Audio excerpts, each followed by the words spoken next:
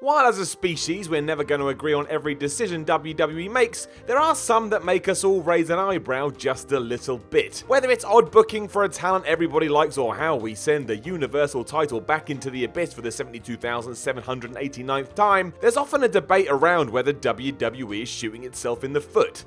And you should never do that, it means you can't walk. As we do reach the end of the year though, it's worth looking back over the last 12 months and jumping into these holes of despair to see what went wrong and maybe even try to shed some light on a particular situation. It's the least we can do. Well no, the least we can do is absolutely nothing, but it's the internet that never happens. I'm Simon from WhatCulture and this is the 10 biggest WWE creative mistakes of 2018. Number 10, Brock Lesnar retains. While this did create some shock and awe at the time and proved even a sure bet in the WWE can go awry, the real issue with booking Brock Lesnar to retain at WrestleMania 34 was all the fallout later on in the year. The Beast winning back the championship at Crown Jewel and then vanishing from TV once more just reverted to the status quo. And it was a status quo we could have avoided had Roman Reigns just won the big one at the Showcase of the Immortals. It really didn't make any sense. The build up to Mania 2 went out of its way to teach the fans we shouldn't care about Brock because he didn't care about us. Nor did he care about wrestling, nor did he care about the title, he basically didn't give a crap. So when he actually walked out victorious, we were left with a guy on top who had been alienated. There was also the hoopla with Reigns to begin with. Despite desperate to have him at the peak of the mountain, WWE kept prolonging his coronation because they were scared of the fans' reaction, or at least that's how it seemed. When you hear it put like that as well, how can you not be just a tiny bit confused? If you believe in the big dog, just go with it. But stop with the "he's nearly there" routine. It gets old fast. It also didn't help that Roman missing out again painted him as a constant loser, but hey ho, we've moved on now. Probably wasn't the best idea, mind. Number 9, every single main roster call-up. I don't see how anyone can debate this. For reasons we may never know, every single 2018 call-up from NXT to either Raw or SmackDown has not worked out at all, begging the question, why these moves happened to begin with. Some performers genuinely would have been better off never appearing in any sense. That is terrible. It certainly seems as if the window for getting over is a matter of weeks, and if you don't do that, you're thrown out the door. Look at No Way Jose, for example. It was a barrel of fun in NXT, put a smile on my face. Now he randomly comes out on Raw from time to time before Jinder Mahal kicks his ass. Who benefits from this? Then there's the likes of Ember Moon, who has done okay but drifts aimlessly from program to program, and the Authors of Pain can't catch a break even though they're the tag team champions. They had to put up with Drake Maverick pissing his pants, and when they weren't, just didn't get any kind of role on the show at all. As for Sanity, you tell me, are they even still employed? I would assume so, but they've been persona non grata for so long I wouldn't blame anyone for thinking otherwise. That's baffling as well because they're so good with a great weird gimmick. They could be butting heads with the New Day Usos or the Bar tomorrow. But nope. Finally, there's Andrade Cien Almas, a man that apparently impressed management and had some awesome matches with AJ Styles and Daniel Bryan. He too fell foul to this curse by doing a good job and then evaporating into dust. It means if WWE does want to light a fire under him, we have to start again from scratch, and that's a giant waste of time. The impending arrival of Lars Sullivan looks set to buck this trend, and let's hope we go in that direction for 2019. Number 8, Asuka's career. Now the good thing about this is that as I say these words, Asuka has had a bit of a reprieve the last few weeks. Still over with the fans and thrust into the main event at TLC alongside Charlotte and Becky Lynch, she actually won the SmackDown Women's Championship. So now there is every chance this was done so that the Empress of Tomorrow has some decent WrestleMania plans and that she has a better 2019 all round.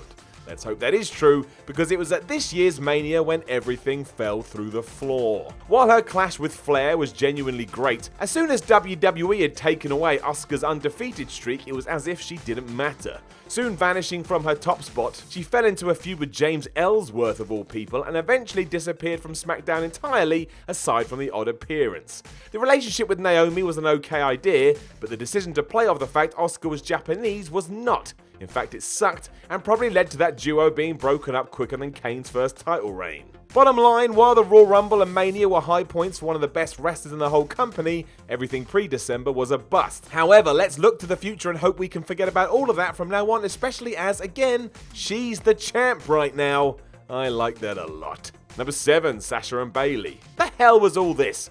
If you tune into Ups and Downs, you'll know how confusing this all was, and as we reach the end of the year, that's still the case as Alexa Bliss puts Sasha and Bayley in bizarre segments where they have to answer random fan questions. This is not Banks versus the Hugger from 2015, which is considered timeless. The reason this fell so flat is because WWE didn't seem to be able to make up their minds. The pair were together, and then they weren't. They were friends one minute, the next they were having scraps in the locker room. It exploded into a cloud of doom when they had to go to counselling after Raw GM Kurt Angle ordered them to do so, and the comedy off the back of that was the opposite of good.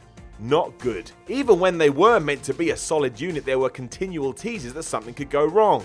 Just go listen to Corey Graves on commentary. He was clearly being told to big it up. It does seem as if the pair could win the soon-to-be real Women's Tag Team Championships, and maybe that will be just what they need to get past all this. When you contrast it with what Charlotte and Becky have been doing though, it ain't great. Number 6, Braun and Nicholas. Now look, this was hilarious. I get it and it still makes me laugh. Chuckled away to myself before I started making this video.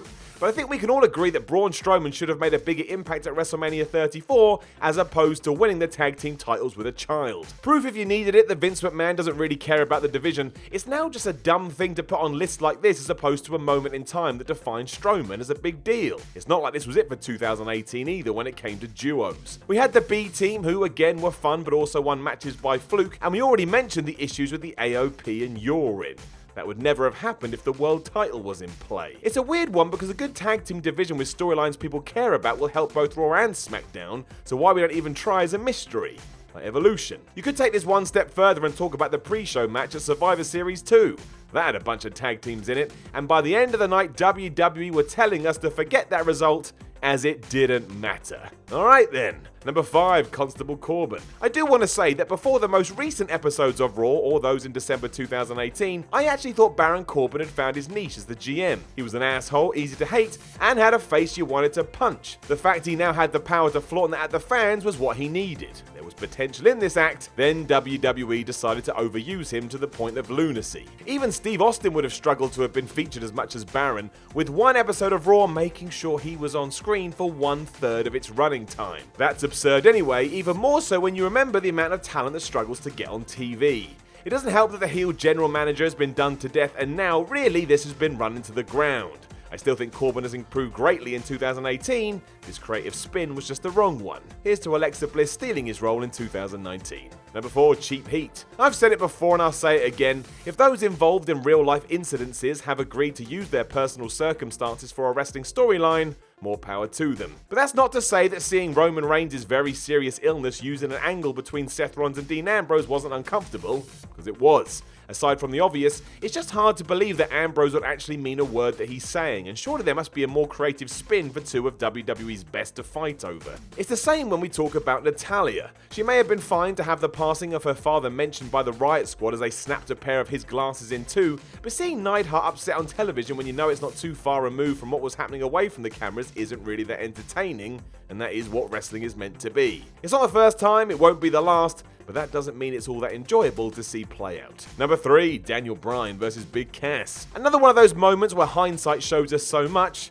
No one really wanted to see Daniel Bryan versus Big Cass when it was happening at the time either. Bryan had just returned, everyone wanted him right back in the main event picture, and instead he was running against Big Cass. That's not to say this couldn't have been good, there was every chance, and Daniel's openness about wanting to work with talent of this ilk had been well documented. But it just never clicked, and when Cass got released around the same time, it was just another kick in the teeth. Whatever this was meant to be hadn't worked as intended. It also sucked because the whole thing was based on the fact that Cass was tall, which you can't teach, and Bryan wasn't. Okay, I knew that before either of you threw a punch. It's obvious, I also don't care. It's barely a memory now, which is all you need to know, but at least we have crazy Daniel Bryan these days. One of the best damn characters on the show, which leads us to number 2, Daniel Bryan versus The Miz. Despite the program writing itself, Bryan versus The Miz wasn't really what anyone was expecting.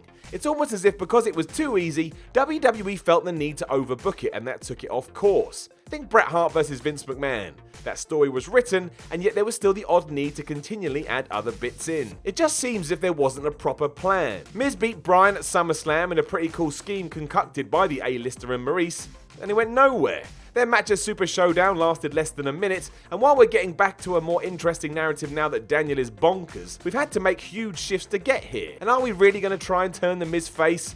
Still not sure that's the best idea. So really, when you look back on it, they had a couple of fights, both won one, got their respective partners involved for a little bit at Hell in the Cell, but there was never really a payoff. Maybe we're still waiting to get there, but all in all, it's not what many envisioned when the two were barking at each other on Talking Smack. Number 1, dishonorable mentions. Let's do something a little different for number 1, shall we? Just a quick rundown of weird things that have happened in WWE this year.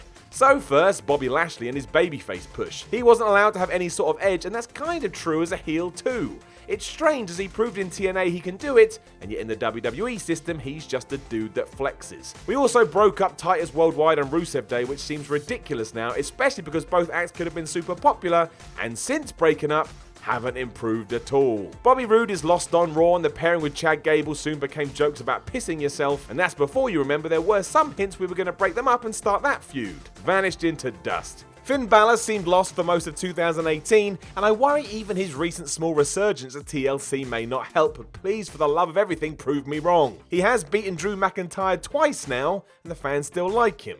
But otherwise, eep. Finally, there is AJ Styles versus Shinsuke Nakamura, which became a story about testicles, and afterwards Nakamura too became a vanishing act like so many other wrestlers. With that in mind, the sheer fact the US title doesn't mean that much at all these days, well, you can throw that in there as well. Know of any other WWE creative mistakes in 2018? Make sure you let us know in the comments below, and don't forget to like, share, and subscribe. Then head over to WhatCulture.com and read yourself some articles, and follow WhatCulture on Twitter at WhatCultureWWE. My name is Simon from WhatCulture, and I will talk to you again soon.